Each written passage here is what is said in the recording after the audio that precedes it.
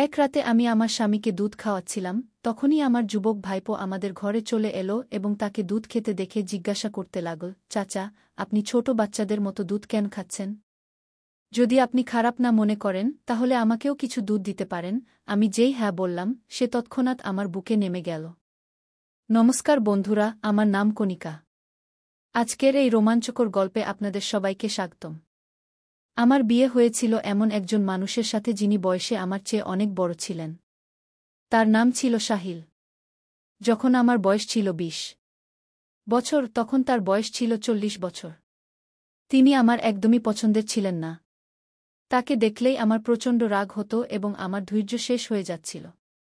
আমি খুব সুন্দরী ছিলাম, আর আমার স্বামী আমার সৌন্দর্য দেখে খুব খুশি হতেন। কিন্তু তিনি আমার একদমই পছন্দের ছিলেন না, আর আমি তাকে আমার সাথে শুতে দিতাম না। তিনি সবসময় আলাদা বিছানায় শুতেন, আর আমি তাকে আমার কাছেও আসতে দিতাম না। কিন্তু ধীরে ধীরে আমি আমার জীবনে একজন পুরুষের অভাব অনুভব করতে শুরু করলাম। কিন্তু যাই হোক, আমি আমার বৃদ্ধ স্বামীর সাথে সম্পর্ক করতে চাইতাম না। আমি একা একা জীবন কাটাচ্ছিলাম, যখন হঠাৎ একদিন আমার দেবরের ছেলে, অর্থাৎ আমার ভাইপো, আমাদের বাড়িতে চলে এলো। তার নাম ছিল প্রতীক। আমি প্রতীককে প্রথমবার দেখছিলাম, কারণ আমাদের বিয়ের সময়ও সে কোনো কাজের জন্য আসতে পারেনি। প্রতীক বাড়িতে আসার পর সবাইকে দেখে নিল এবং আমাকেও জড়িয়ে ধরল। কিন্তু যেই প্রতীক আমার সাথে কথা বলার চেষ্টা করল, আমার স্বামী রাগান্বিত দৃষ্টিতে তার দিকে তাকালেন। পরিবেশ বেশ উত্তপ্ত হয়ে গিয়েছিল। এই পরিবেশকে একটু ঠান্ডা করতে আমি প্রতীককে জিজ্ঞাসা করলাম, আরে প্রতীক, হঠাৎ করে বাড়িতে আসার সুযোগ কিভাবে পেলে? আমি এতটুকু জিজ্ঞাসা করেছিলাম, তখনই পেছন থেকে আমার শাশুড়ির কণ্ঠ শোনা গেল, বাড়িতে আসার কারণ জিজ্ঞাসা করার তুমি কে? আমার ছেলের ছেলে এখানে আসবে না তো কোথায় যাবে? আমি শাশুড়ি মাকে বললাম, আপনি সবসময় আমার কথার ভুল অর্থ কেন নেন? আমি শুধু এজন্য জিজ্ঞাসা করছিলাম যে সে আমাদের বিয়েতেও আসেনি, তাহলে হঠাৎ করে কিভাবে সময় পেল? তখন প্রতীক বলল, দাদি, চাচি আমাকে একটি সাধারণ প্রশ্ন করেছিলেন, আপনি তার উপর এত রাগ করছেন কেন? আমি এসেছি সবাই যেন খুশি থাকে, আর এই ঝগড়া বন্ধ করুন গো। তারপর প্রতীক বলল, চাচি, আপনার বিয়েতে আমার ইউনিভার্সিটি পরীক্ষা চলছিল, তাই আমি আসতে পারিনি।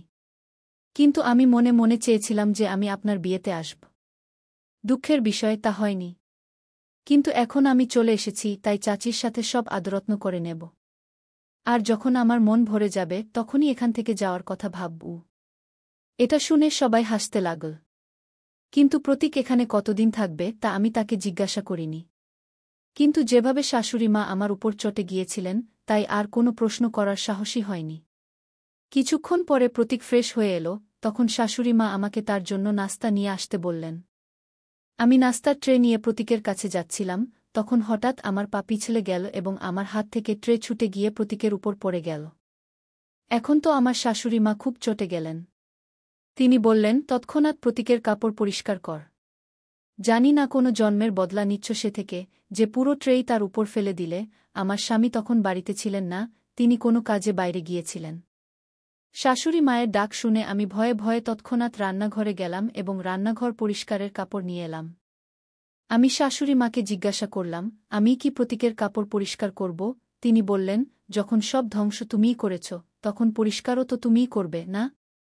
এতে জিজ্ঞাসা করার কি আছে? প্রতীক কিছু বলছিল না এবং নিজে থেকে নিজের কাপড় পরিষ্কার করার চেষ্টাও করছিল না। কিন্তু আমি তার কাপড় মুছতে গিয়ে খুব লজ্জা পাচ্ছিলাম, কারণ নাস্তা এমন জায়গায় পড়েছিল যেখানে তাকে ছুঁতে আমার লজ্জা হচ্ছিল। কিন্তু যখন সে নিজে থেকে পরিষ্কার করার চেষ্টাই করল না, তখন আমি বুঝে গেলাম যে প্রতীকও চায় যে আমি তার কাপড় পরিষ্কার করি। তখন প্রতীক আমাকে প্রেমময় দৃষ্টিতে দেখতে লাগল এবং একে একে বিস্তারিতভাবে বলতে লাগল যে কিভাবে আমি তার কাপড় পরিষ্কার করব। যখন আমি তার কাপড় পরিষ্কার করছিলাম, তখন হঠাৎ আমার স্বামী সেখানে চলে এলেন এবং দরজা থেকেই আমার উপর চিৎকার করে বললেন, তুমি এসব কাজ কেন করছ? এই ছেলে কি এতটুকুও বুদ্ধিমান নয় যে নিজে থেকে নিজের প্যান্ট পরিষ্কার করে নেবে? আমি বললাম, আমি এই কাজ নিজের ইচ্ছায় করছি না, বরং শাশুড়ি মায়ের বলায় করছি। এটা শুনে সাহিল, অর্থাৎ আমার স্বামী, আমার শাশুড়ি মাকে বললেন, মা, আপনি কি, তোমরা সবাই কি করছ? তোমাদেরও কি একটু লজ্জা হয় না? যা ঘটেছে তা অনিচ্ছাকৃতভাবে ঘটেছে, কণিকা ইচ্ছাকৃতভাবে ট্রে ফেলেনি। আর ভবিষ্যতে সে কোনো অপরিচিত পুরুষের কাজ করবে না। গিয়ে কথা বলে সাহিল আমার হাত থেকে কাপড়টা নিয়ে সেখান থেকে চলে গেল। আমিও তার পিছে পিছে রান্নাঘরে চলে গেলাম। প্রতীকও আমার পিছে পিছে এল এবং হাত ধোয়া শুরু করল। সে কিছুটা বকবক করছিল, যার কারণে সে কিছুটা বিষণ্ণ দেখাচ্ছিল। সে আরও জোরে বকবক করতে লাগল, আমি এখান থেকে এখনই চলে যাব। আমি এটা শুনে ফেললাম এবং তার কাছে গিয়ে বললাম, প্রতীক, তোমার এখানে আসা মাত্র কয়েক ঘন্টা হয়েছে, এত তাড়াতাড়ি বাড়ি ফিরে যাওয়ার কথা কেন বলছ? প্রতীক বলল, আপনি তো দেখলেনই চাচাজি কিভাবে আমার সাথে কথা বললেন। চাচাজি আমাকে আউটসাইডার মনে করেন, আর সম্ভবত আপনিও আমাকে আউটসাইডার মনে করেন। তাহলে আমি আউটসাইডারদের মধ্যে কেন থাকব? আমি তো এখানে আমার নতুন বউকে দেখতে এসেছিলাম, কিন্তু ছেড়ে দিন, সম্ভবত আমার ভাগ্যে চাচির ভালোবাসা নেই। কি এ কথা বলে সে চলে যেতে লাগল। ঠিক তখনই আমি তার হাত টেনে আমার দিকে টেনে নিলাম। সে আমার খুব কাছাকাছি চলে এসেছিল। তাকে সরিয়ে দিয়ে আমি বললাম, সরি প্রতীক, আমি ভুলে তোমাকে টেনে নিয়েছি। তারপর আমি তাকে বোঝালাম, তুমি সাহিলের কথায় কষ্ট পেও না। আসলে আমি তার একেবারেই পরোয়া করি না। সে শুধু আমার সৌন্দর্যের জন্য আমার পিছে ঘুরে বেড়ায়। আমি আজ পর্যন্ত তাকে নিজেকে স্পর্শ করতে দিইনি। আর তোমার প্যান্টে পরা চাও আমি পরিষ্কার করে দিতাম, কিন্তু তখন সাহিল এসে চিৎকার করতে শুরু করল। এখন যদি তুমি আমার কাছ থেকে আদর চাও, তাহলে এখানেই থাকো। এখন তুমি নিজেই বুঝে নাও কি সিদ্ধান্ত নিতে হবে। আমার কথা শুনে প্রতীক বলল, চাচি, সত্যি বলতে চাচাজির কথা শুনে আমার খুব রাগ হয়েছিল, কিন্তু আপনি আমার সব রাগ শান্ত করে দিয়েছেন। আমি শুধু আপনার জন্যই এখানে থাকছি। কে এ কথা বলে প্রতীক আমাকে জড়িয়ে ধরল। প্রতীকের এই ছোট ছোট আচরণ আমার মনে কিছু প্রভাব ফেলতে শুরু করেছিল। আর দেখতে দেখতে তার বাড়ি আসার 5 দিনও হয়ে গেল। এই 5 দিনে সে বাড়ির সদস্য হয়ে গিয়েছিল। প্রতিদিন সকালে সাহিল তাকে নিজের সাথে দোকানে নিয়ে যেত। আমার স্বামীর একটি জেনারেল স্টোর ছিল, আর সে প্রতীককে একঘেয়েমি থেকে বাঁচাতে তাকে সাথে নিয়ে যেত। কিন্তু প্রতীকের আশায় বাড়ির কাজ অনেক বেড়ে গিয়েছিল, আর এই সব কাজের বোঝা আমার উপরেই পড়েছিল। কারণ শাশুড়ি মা সারাদিন মন্দিরেই কাটিয়ে দিতেন। আমার স্বামীর আয়ও এত কম ছিল যে আমরা কোনো চাকরানি রাখতে পারতাম না। আমার পুরো বাড়ির খরচ শুধু তার দোকানের আয়ই চলত। একদিন আমি আমার স্বামীকে বললাম, সাহিল, এখন এত কাজ আমি একা করতে পারি না। প্রত্যেকের আলাদা আলাদা দাবি থাকে, আর এখন তো আরও একজন সদস্য বেড়ে গেছে। শাশুড়ি মাও আমার কোনো সাহায্য করেন না। এখন তুমিই বলো, আমি একা এত কাজ কিভাবে করব? বাইরে দাঁড়িয়ে শাশুড়ি মা আমাদের সব কথা শুনে ফেলেছিলেন। তিনি সঙ্গে সঙ্গে ঘরে এসে বললেন, এখন তুমি কি চাও যে আমি এত বয়সে কাজ করি? আর তুমি আমার ছেলের কান কেন ভরাচ্ছ? যা বলার আছে আমাকে বল। তারপর আমার আর শাশুড়ি মায়ের মধ্যে ঝগড়া শুরু হয়ে গেল। সাহিল আমাদের দুজনকে শান্ত করল এবং বলল, এখন মা কাজ করতে পারবেন না, আর আমি বাড়িতে চাকরানি রাখতে পারি না। তাহলে যার কারণে কাজ বেড়েছে সেই তোমার সাহায্য করবে? সাহিল বলল, প্রতীক এখন থেকে দোকানে যাবে না, সে এখানেই থেকে কণিকার সাহায্য করবে। আমার স্বামী তার দায়িত্ব থেকে মুক্তি পেতে তার যুবক ভাইপোকে আমার সাথে বাড়িতে একা রেখে যাওয়ার সিদ্ধান্ত জানাল। আমি আর কিছু বললাম না এবং তার সিদ্ধান্ত মেনে নিলাম। পরের দিন থেকে প্রতীক আমার সাথে থাকতে শুরু করল এবং সব কাজে আমাকে সাহায্য করতে লাগল। নাস্তা করার পর শাশুড়িমা মন্দিরে চলে যেতেন, আর সাহিল দোকানে চলে যেতেন। তাদের চলে যাওয়ার পর আমি নাস্তা করতাম। প্রতীকও আমার সাথে বসে নাস্তা করত। শাশুড়ি মা আর সাহিল চলে যাওয়ার পর প্রতীক কিছু অদ্ভুত আচরণ করতে শুরু করত। যতক্ষণ তারা বাড়িতে থাকত ততক্ষণ প্রতীক আমার থেকে দূরত্ব বজায় রাখত। সবাই চলে যাওয়ার পর সে আমার কাছাকাছি আসতে শুরু করত। তবে ভালো দিক ছিল যে শাশুড়ি মা কখনো হঠাৎ বাড়ি চলে আসতেন, যার কারণে প্রতীক ভয়ে কিছুটা দূরে সরে যেত। সবাই চলে যাওয়ার পর সে আমার কাছে তার ব্যক্তিগত কাজ করাত, যেমন তার পিঠে সাবান লাগানো, তার কাপড় বের করে রাখা। তার সাহস এত বেড়ে গিয়েছিল যে সে আমাকে এ পর্যন্ত বলতে শুরু করেছিল যে আমার কোনো শাড়ি বা কোনো ধরনের ব্লাউজ পরা উচিত, যদিও আমি তা উপেক্ষা করছিলাম। একবার সে আমাকে গোসলের পানি ভরতে বলল। সে দিন আমি সকাল থেকেই রাগে ছিলাম। আমি তার বাথরুমে খুব গরম পানি রেখে দিলাম। কিছুক্ষণ পর প্রতীক দৌড়ে সরাসরি আমার ঘরে চলে এল। তার শরীরে শুধু একটি তোয়ালে জড়ানো ছিল, তার শরীর খুবই টানটান ছিল। আজ আমি লক্ষ্য করেছিলাম যে সে খুবই সুন্দর ও যুবক একটি ছেলে। ঘরে ঢুকেই সে লাফাতে শুরু করল এবং বলল, চাচি, আমার এটা পুড়ে গেছে। আমি জানতাম যে আমি তার বাথরুমে খুব গরম পানি রেখে এসেছিলাম, কিন্তু গোসল শুরুর সময় কেউ কি নিজের সেই জায়গায় পানি ঢালে? সে আবার বলল, চাচি, কোনো ক্রিম থাকলে দয়া করে লাগিয়ে দাও, আমার খুব জ্বালা করছে। এত বলতে বলতে সে আমার বিছানায় বসে পড়ল। আমি জিজ্ঞেস করলাম, কোথায় জ্বালা করছে? সে তার উরুর দিকে ইশারা করতেই আমি একটু ঘাবড়ে গেলাম। আমি ভাবলাম, আমার ভুল হয়ে গেছে, আমাকে বাথরুমে এত গরম পানি রাখা উচিত ছিল না। কিন্তু তারও তো দেখে নেওয়া উচিত ছিল যে পানি বেশি গরম নাকি ঠান্ডা। সেই সময় লজ্জা ও ভয়ে আমি ধীরে ধীরে তার পা থেকে তোয়ালে সরাতে শুরু করলাম। তার পা হাঁটুর উপর পর্যন্ত পুড়ে গিয়েছিল। সেই যুবক ছেলেটিকে এভাবে স্পর্শ করতে আমার খুব লজ্জা হচ্ছিল। তোয়ালে সরানোর আগে আমি প্রতীকের দিকে একবার তাকালাম।